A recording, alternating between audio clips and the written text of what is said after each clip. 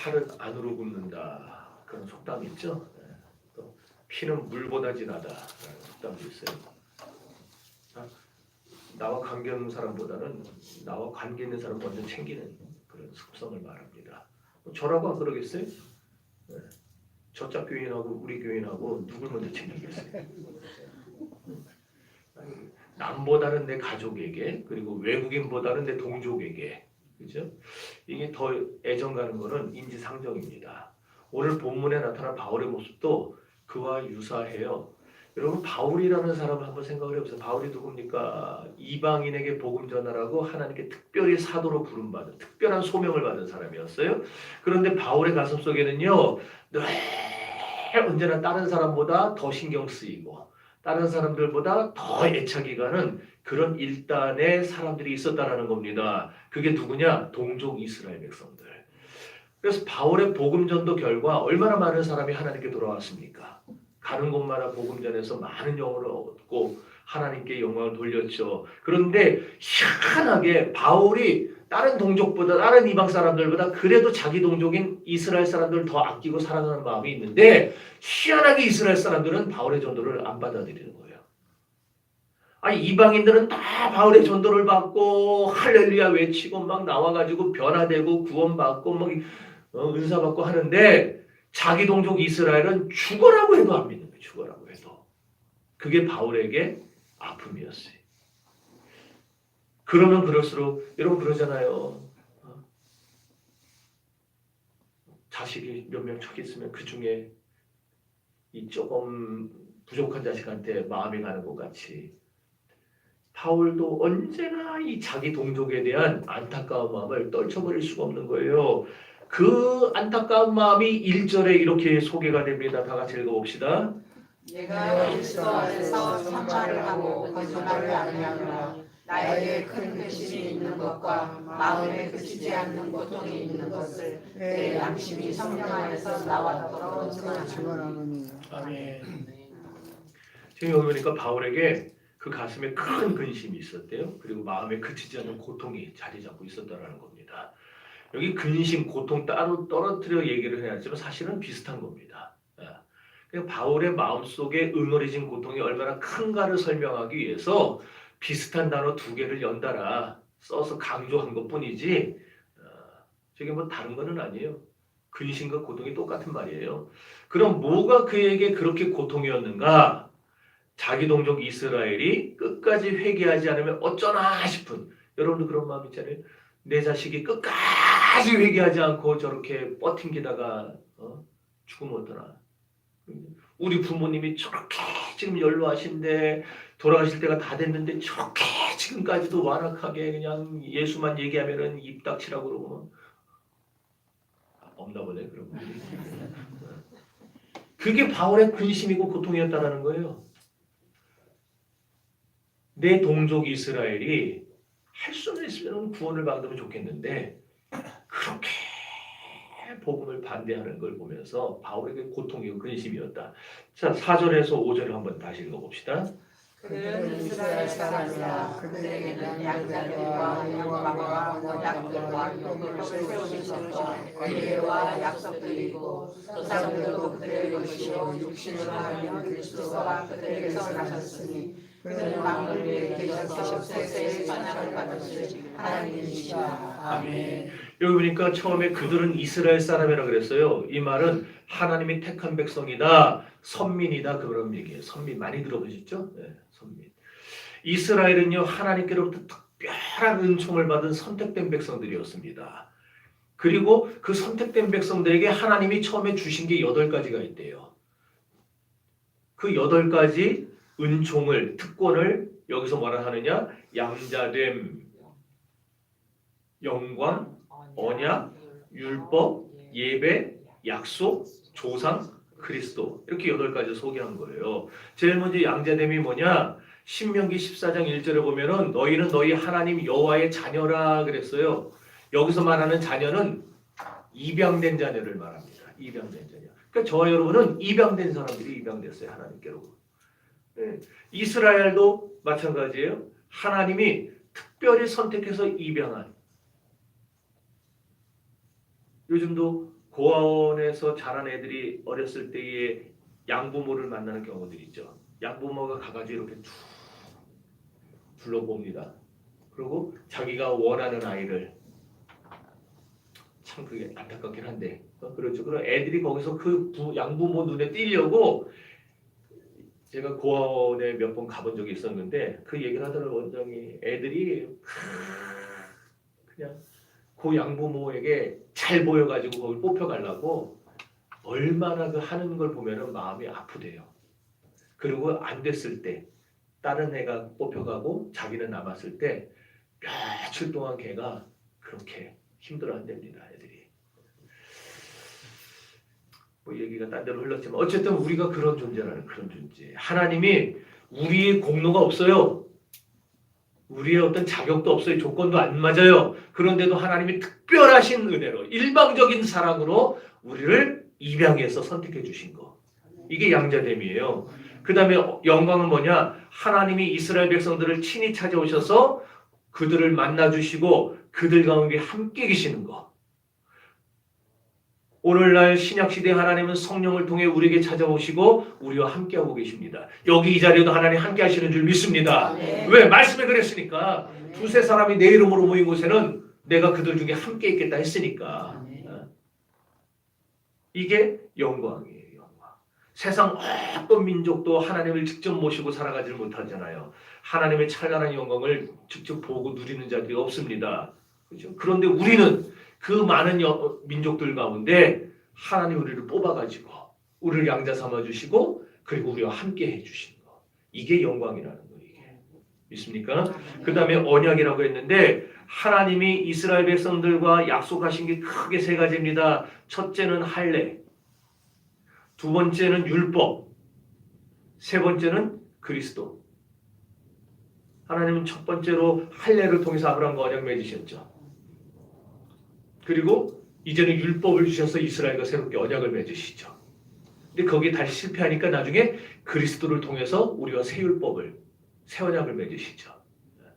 이렇게 하나님이 주시는 언약의 세 가지의 형태가 있다는 거예요. 그 다음에 다른 민족들과 달리 하나님을 알고 하나님의 뜻을 먼저 배울 수 있도록 율법을 주셨다는 거예요. 그 다음에 예배는 누구나 이제는 누구든지 하나님께 나아가 경배할 수 있는 영광과 특권을 가리킵니다. 예배는. 그 다음에 하나님의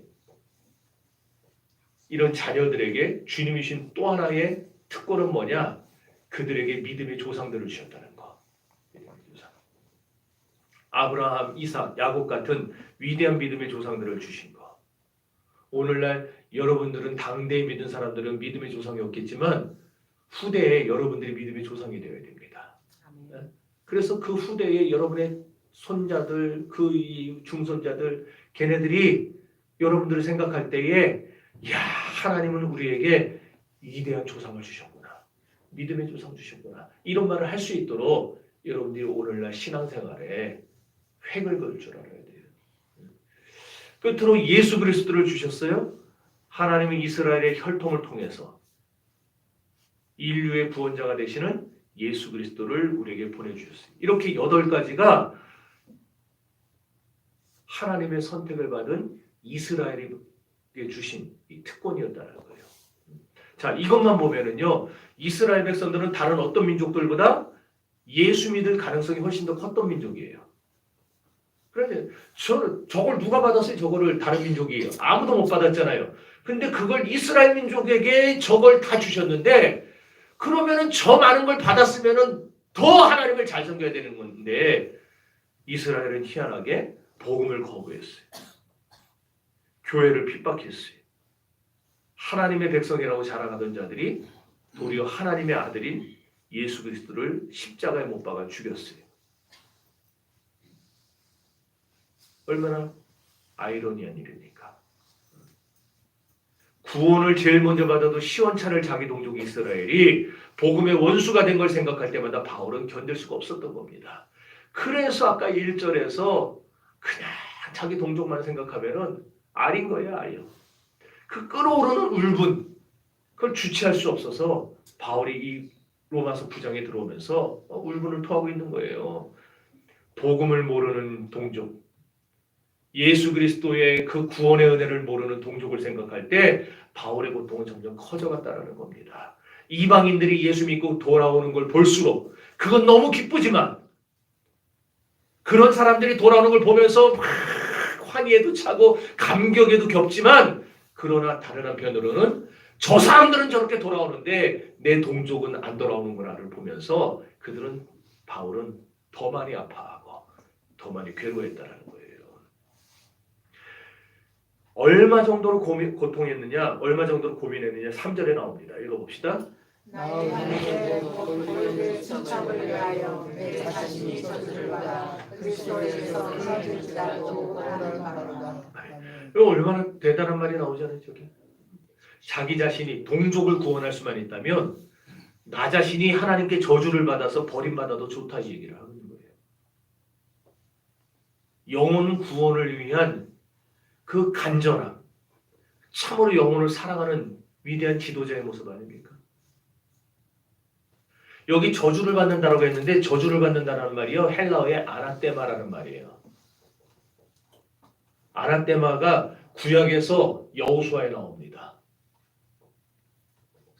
여호수아에서 여리고성 정복할 때 하나님이 여리고성을 정복하고 거기 있는 모든 걸 다 너희가 가져도 된다 그랬어요?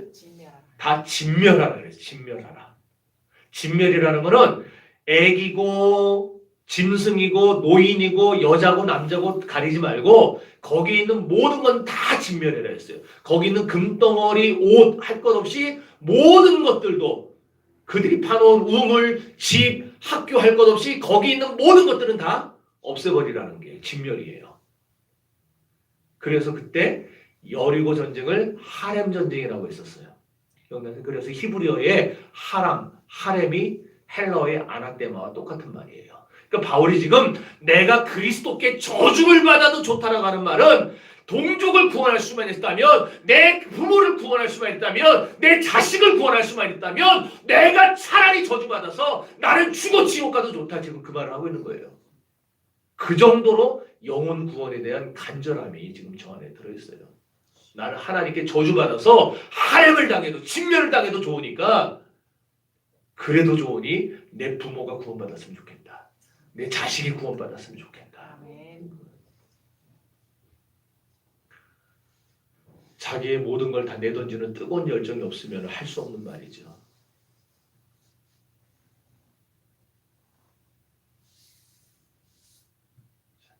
사실 따지고 보면 바울이 자기 동족을 저렇게 사랑하는데 바울이 동족에게 얼마나 많은 핍박을 받았습니까? 바울을 평생 괴롭히고 박해한 사람들은 이제 이방인들이 아니었어요. 루스드라에서 돌에 맞아 죽을 뻔했었죠. 죽은 줄 알고 성 밖에다 내다버렸죠. 그때 바울을 돌로 친 사람도 루스드라 그 이방인들이 친 게 아니라 거기까지 쫓아온 유대인들이 바울을 돌로 쳐 죽인 거예요. 죽이려고 했던 거예요. 그러니까 바울을 괴롭힌 사람들은 이방인들이 아니에요. 다 유대인들이었지. 바울을 핍박하고 죽이겠다고 나는 바울을 죽이기 전에는 절대 마시지도 먹지도 않겠다고 결심한 40명. 그 결사대. 그 40명도 유대인들이었지 이방인들이 아니었어요. 돌로 친 사람도 유대인, 태장을 때린 사람도 유대인, 재판에 회부한 사람도 유대인, 감옥에 가둔 사람도 유대인, 바울을 죽이겠다고 소동을 벌인 사람도 유대인. 인간적인 측면에서 본다면요, 바울이 유대인들을 사랑할 수가 없어요. 이를 갈면 차라리 이를 가는 게 맞지. 저놈의 새끼 내가 도대체 뭔 잘못했다 나한테 이제 이게 당연한 거지. 그 유대인들을 보면서 나를 저렇게 못 살게 구는 저 유대인, 나를 못 죽게 한다는 저 유대인이 구원받을 수만 있다면 내가 차라리 저주받아 지옥 가는 게 낫겠다. 이 말 한다면 우리는 이해가 안 되잖아요. 그런데도 바울은요, 그들을 미워하지 않았다는 거예요. 그들의 죄는 밉지만 그들의 영혼은 미워하지 않았어요. 그럼 어떻게 그럴 수 있었겠는가? 어떻게? 바울이 하나님의 심정을 가지고 있었기 때문입니다.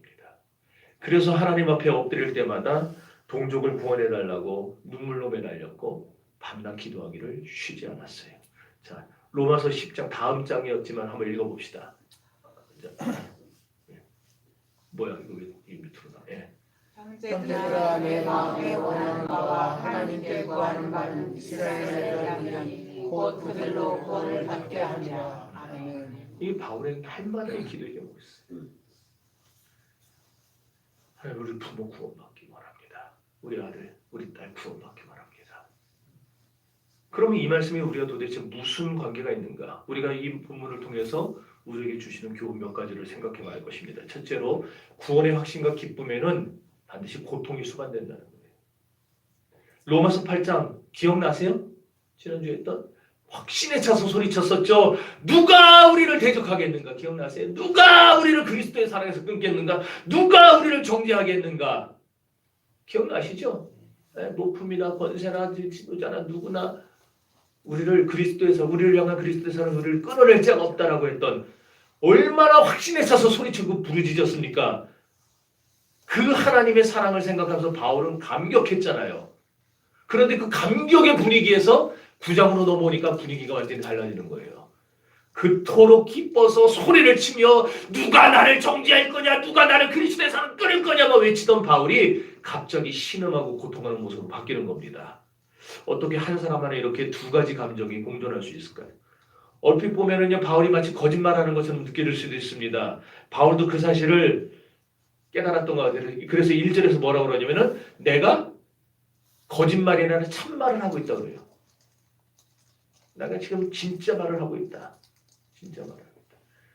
성경은 우리가 다 알다시피 구원은 믿음으로 값없이 받는 선물입니다. 그렇죠?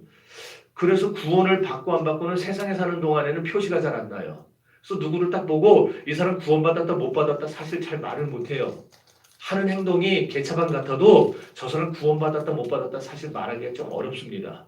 왜냐하면 그렇더라도 하나님이 그 영혼을 만나셨으면 그리고 앞으로 또 언젠가 만나 주시면 분명히 바뀔 테니까 어떻게 우리가 저 사람 구원받았다 못 받았다 할 수가 있겠어요. 그러나 안타까운 건 구원받은 사람과 구원 못 받은 사람은요, 이 세상에선 티가 잘 안 나도 천국에서는 확실히 티가 납니다. 티가 날 수밖에 없어요. 왜? 구원받은 사람은 천국에 가서 내세에서 영원한 행복을 누리게 될 것이고, 구원받지 못한 사람은 지옥에 가서 영원한 불구덩이 속에 고통을 당하게 될 것이고, 그렇죠? 그러니까 구원받은 사람은 축복으로, 생명으로, 행복으로 그렇게 들어가겠지만 구원받지 못한 사람은 저주로, 죽음으로, 불행으로 들어가게 될 것 아니겠어요? 그러니까 우리가 이 세상에 살면서 어느 저 시간 끌고 그렇게 할 저기가 없어요. 여유가 없어요. 이 세상에 사는 이 짧은 80년, 90년 사는 요 동안에 우리는 최선을 다해서 신앙생활에 매진을 해야 돼요. 지금 막 널브러져 있을 시간이 없어요. 우리에게는. 이 짧은 80년, 90년의 삶이 영원한 내세를 결정하기 때문에. 여러분, 저는 여기 있는 여러분들은 다 구원받았겠죠. 구원받았을 거예요. 하나님의 은혜로 값없이 구원을 받았을 겁니다. 그래서 우리를 정죄할 자는 없어요. 그렇죠? 우리를 그리스도의 사랑에서 끊어낼 것도 없어요. 그건 확실할 겁니다. 얼마나 기쁘고 감사합니까? 그럼 여기서 끝납니까? 그렇지 않아요. 여러분 스스로가 나 구원받아서 감사합니다. 기쁩니다. 여기서 끝나버리면 안 돼요. 나 혼자 구원받아 행복할 수 없어요. 구원의 기쁨은요 반드시 고통을 수반합니다. 어떤 고통? 나는 구원받아 기쁜데 내 가족은 아직 구원받지 못했다. 나는 구원받아 기쁜데 내 옆집 사람은 아직 구원받지 못했다.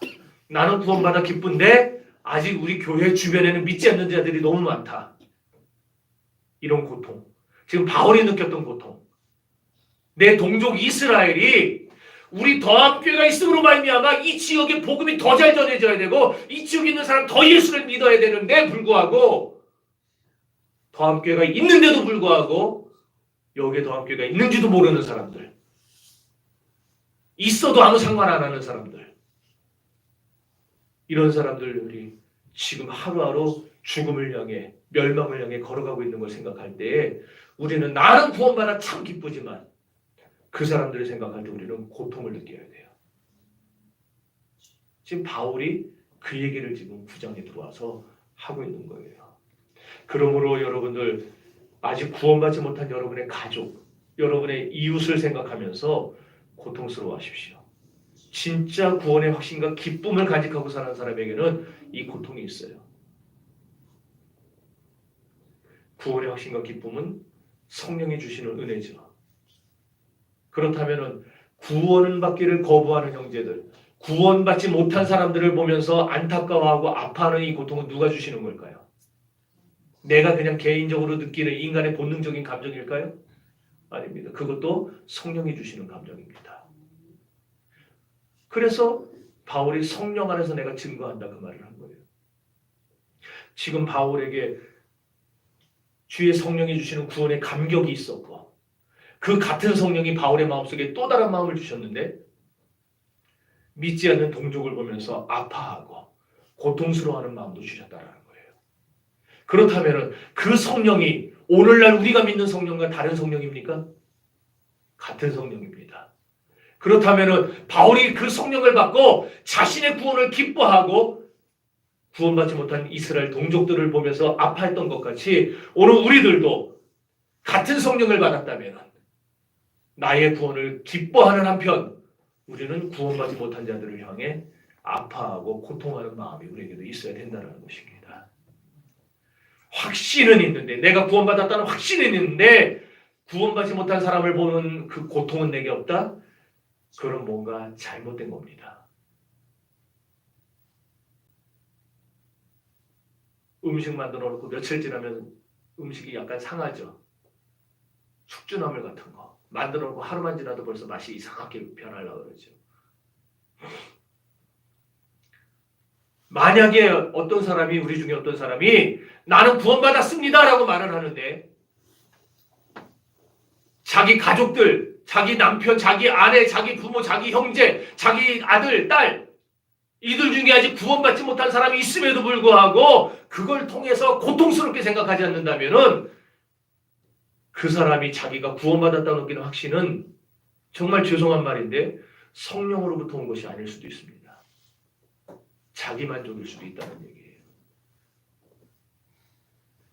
왜? 구원의 확신에는 고통이 동반하기 때문에 그래요. 바울은 평생 그 고통 속에 살았어요. 에베소 교인들이 예수 믿고 부흥하는 소식을 들을 때 너무너무 기뻤어요. 그러나 한편으로 고린도 교회 사람들이 또 그 섰던 믿음에서 굳게 있지 못하고 떨어져 나가는 것을 고통스러워했어요. 빌립보 교인들이 없는 중에도 힘써 주님 앞에 헌신하고 막 거기서 자기들끼리 모여서 신앙생활하고 하는 걸 들으면서 너무너무 좋았어요. 기뻤어요. 행복했어요. 그러나 데살로니가 교회에 박해가 닥치고 거기에 어려움이 있다는 얘기를 들으면서 바울은 또 아파했어요. 그걸 넘어서서 아덴에 가서 복음을 전했는데 두세 사람밖에 얻지 못하고 대부분의 사람이 복음을 거부하는 걸 볼 때에 바울은 고통스러워했어요. 이렇게 구원의 확신과 그리고 믿지 않는 자들을 보면서 느끼는 고통은 항상 함께한다는 거예요. 오늘은 한국교회가요 치명적인 병에 걸려 있습니다. 대형교회는 대형교회대로 병에 걸려 있고 소형교회는 소형교회대로 병에 걸려 있어요. 무슨 병이냐면은 대형교회는요 교회가 이렇게 큰데 또 전도야? 아유 교회가 이렇게 큰데 뭐 자꾸 있는 사람이나 관리 잘하지. 이런 병. 그래서 새신자가 와도 별로 중요해 보이지도 않아요. 안 믿는 사람을 보다 안타깝지가 않아요. 왜? 제 후배가 사랑의 교회에 있어요. 걔가 그러더라고요. 자기네는 가만히 있어도 매주 제발 우리 교회 등록하지 말라고 해도요. 매주 50명 이상씩 등록한대요. 매주. 딴 교회 가라 그래도. 매주 50명 이상 와서 등록한대요. 그러니까 물론 그 교회가 그렇다는 건 아니고 그러다 보면은 영혼에 대한 소중함을 잃어버릴 수 있어요. 대형 교회들이. 그리고 그 중에 그런 사람이 있대요. 전도하려고 하는 사람들을 보면서 아유 진짜 뭐 지만 잘났나 저거 뭐 이렇게 티를 내 그냥 조용히 하지. 그런 사람들이 있다는 거예요. 심각한 병에 걸린 겁니다 지금. 여러분 대형 교회가 자기들의 그 큰 거, 부요한 거, 즐거운 거 이런 거 추구하고 불신자에 대해서 관심을 갖지 않으면요. 그 교회는 존재할 이유가 없습니다. 아니 존재할 이유가 아니라 아예 하나님이 그 교회를 그냥 놔두지 않으실 거예요. 그래서 오늘날 과거 15년 전, 10년 전에 한국교회 대형 교회들 얼마나 많아요. 지금 정리된 교회들이 있어요. 여러분은 아실래나 모르겠는데 다 뿔뿔이 찢어져 가지고 교회 시험 들고 문제 일어나고 해가지고 다 찢어버리세요. 하나님이. 그런 교회들이 있다. 대형 교회, 소형 교회도 마찬가지예요. 소형 교회도. 소형 교회에서는 전도하자면 왜 자꾸 부담 주냐 그래요. 왜 자꾸. 이래서 내가 조그만 교회 가기 싫다고.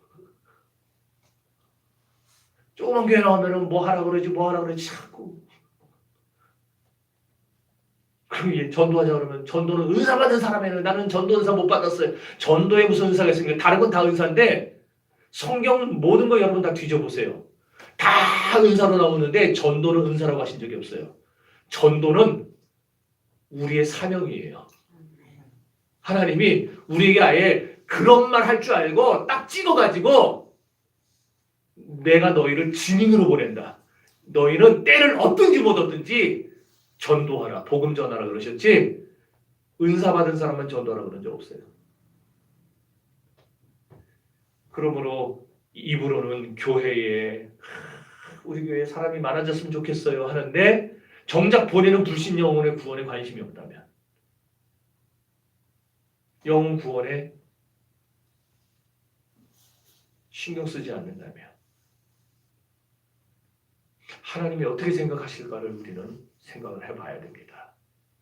과연 하나님이 그런 교회를 대형 교회든 소형 교회든 영혼 구원에 관심이 없는 교회를 영혼 구원에 관심이 없는 성도를 하나님이 그냥 놔둬야 될 이유가 있겠습니까? 전 그렇지 않다고 봐요. 그래서 대형 교회도 열심히 전도해야 됩니다. 그리고 소형 교회도 개척 교회도 열심히 전도해야 됩니다. 우리끼리 구원받아 행복해질 수 없기 때문에. 우리 교회는 그래서 이 구원을 모르는 자들을 위해서 쉬지 않고 근심하는 고통이 우리 교회에 있어야 돼요. 날마다 모이면은 구역으로 모이든 뭐 전도회로 모이든 뭐 아무튼 몇 사람이 모이면은 꼭 여러분들 영혼 구원을 위해서 기도하세요. 영혼 구원을 위해서. 그런 아픔이 우리에게 있어야 된다. 두 번째로 오늘 본문을 통해서 우리에게 주시는 것은 전도는요. 먼 사람부터 하는 게 팔이 안으로 굽는 것처럼 내 가까운 사람부터 하는 거예요. 내 가까운 사람. 3절 다시 읽어봅시다. 나의 형제 곧 권력의 친척을 위하여 내 자신이 조직을 받아 그리스도에게서 흩어지지 않고 원하노라. 아멘.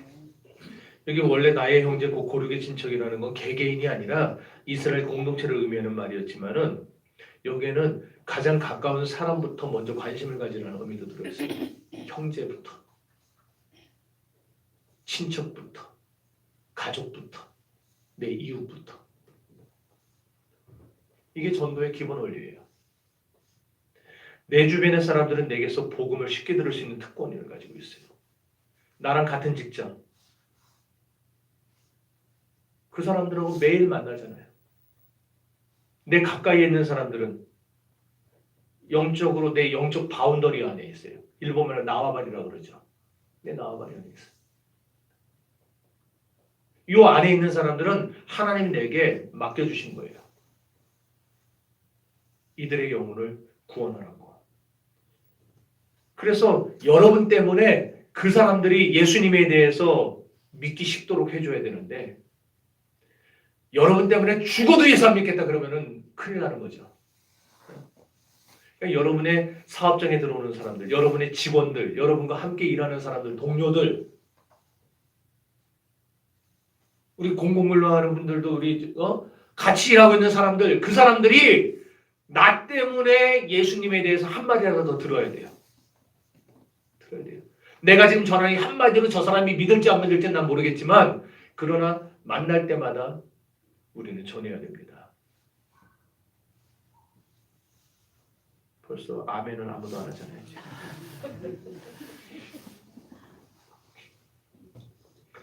모태신앙으로 태어난 어떤 분이요. 어려서 부모님을 잃고 이제 방탕한 생활을 한 거예요. 어떻게 비슷한 처지 여성과 만나서 정신을 차리고 이제 막노동을 시작했습니다. 돈을 조금 모아서 결혼을 했는데 아이가 안 생겨요. 그러면서 막 스트레스 받으니까 이 끊었던 술을 다시 마시기 시작했어요. 하루 일당 받으면은요, 하루 일에서 하루 일당 받으면 그거 다 술 마시느라 다 써버리고 집에다 돈도 안 갖다 주고 날마다 주정을 부리는 거예요. 집에 가서 행패 부리고 결국 아내도 못 견디고 떠나버렸어요. 뭐 애도 없으니까 떠나버렸어요. 형제들도 인연을 끊었습니다. 저놈의 새끼, 아우, 진짜 학을 뛴다 그러고 떠났어요. 형제들도. 혼자예요. 일주일에 하루 이틀 겨우 나가서 일하고 그거 번 거 가지고 일주일 내내 술 마시고 살고 그렇게 몇 년 살다가 근무력증이라는 진단을 받았어요. 질병에 걸려서 근무력증. 근육에서 힘이 점점 빠지는 거예요. 모아둔 돈은 없죠? 누구 하나 안 도와줘요? 수술을 엄도 못 내죠?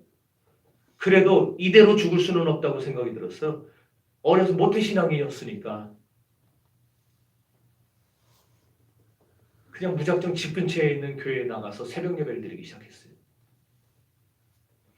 하나님께 매어달리면서 살려달라고 막 기도하는 가운데 이 사람이 거기서 거듭남을 체험합니다. 그리고서는 시간이 쭉 지나면서 그 근무력증의 질병도 서서히 고침받기 시작했어요. 그러고 나서 이 사람이 성경을 읽다가 내가 예수의 증인이 되어야 되겠다. 내가 예수의 증인의 삶을 살아야 돼. 지금까지는 내가 이렇게 살아왔어도 이제 앞으로는 증인의 삶을 살아야 되겠다. 그래가지고 보니까 사도행전 1장 8절에 너는 예루살렘과 온 유대와 사마리아 땅끝까지 이르러 해놨거든요. 그래서 그러면은 내가 예루살렘부터 전도해야 되겠구나. 그럼 나의 예루살렘이 어디냐 그랬더니 자기와 연을 끊었던 형제들. 그래서 그 형제들을 찾아다니면서 전도하기 시작한 거예요. 이제 안 듣죠.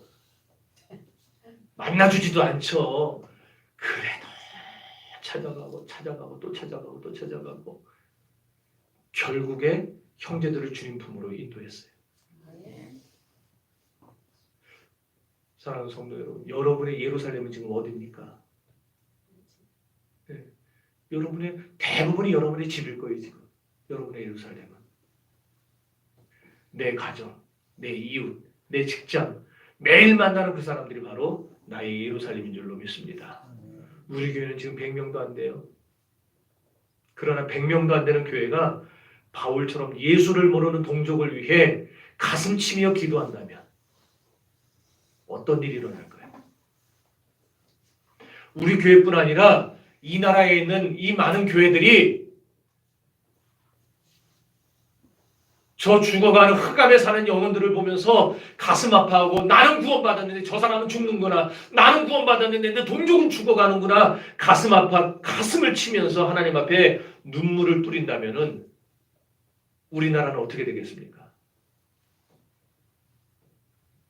우리는 땅끝까지 예수를 전하라는 주님의 명령에 순종해야만 합니다. 교회가 이렇게 근데 맨날 전도야. 우리 교회는 전도할 사람도 없는데 무슨 그냥 있는 사람이나 잘하지. 다 노인네들 밖에 없는데 맨날 노인네들한테 말하고 그러고 뭐 하는 거냐고. 그래 말이야.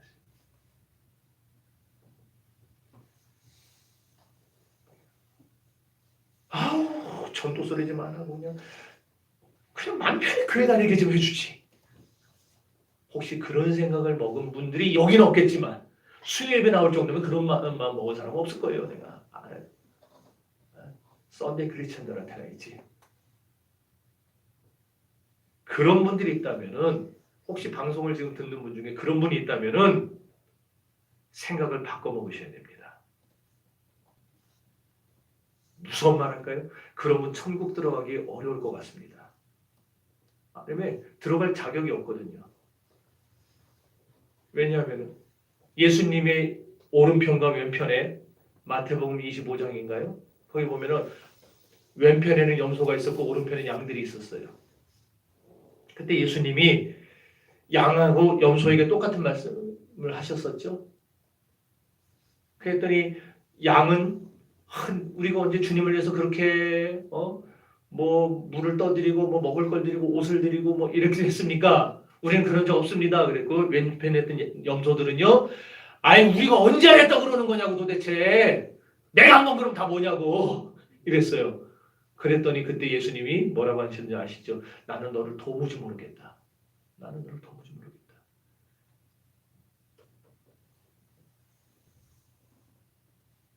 오늘날 한국교회에 영혼에 대한 안타까움이 없으면은요.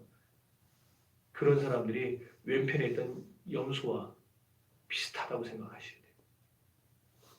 그런 사람은 천국 들어가면 불편해서 못 살아요. 왜? 천국은 날마다 찬양하고 날마다 사랑하며 사는 곳인데 이 세상에 살 때 영혼을 사랑하는 마음이 없던 사람이 천국 가서 어떻게 견디겠어요? 그러니까 못 버텨요.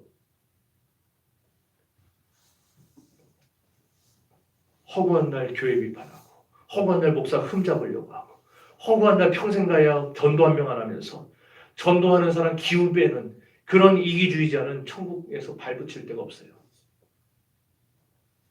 이 저녁에 주님이 우리에게 두 가지 질문하셨습니다. 너에게 그치지 않는 고통이 있냐? 또 하나는 너의 형제, 너의 동족을 향한 눈물이 있냐?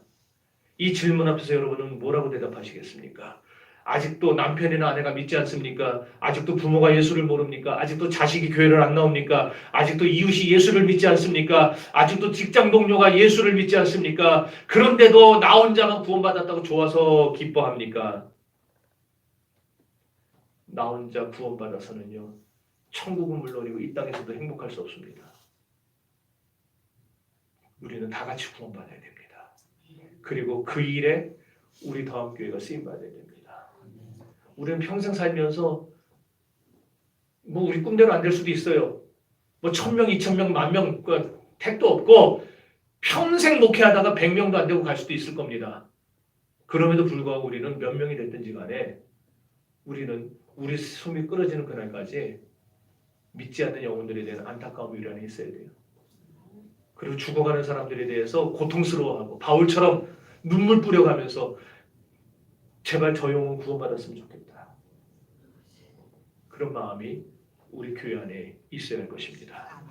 그래서 우리가 이 세상 살면서 천국의 기쁨, 그 사랑의 기쁨을 여기서도 누리고 천국 가서도 영원히 사랑하면서 기쁨을 누리는 존재들이 될 수 있으면 좋겠습니다. 그래서 오늘 이 저녁에 여러분들 하나님 앞에 기도하세요. 혹시나 마음이 아직 녹지 않은 분이 있다면 하나님 내 마음을 녹여달라고 기도하세요. 영혼을 보면 안타까워하게 해달라고 기도하세요. 태신자 운동을 시작하면 힘써서 나의 전도 대상자를 찾고 그 영혼을 인도하게 해달라고 기도하세요. 우리 교회가 그런 교회, 그런 성도들, 저와 여러분들이 될 수 있기를 주의 이름으로 축원합니다. 기도합니다.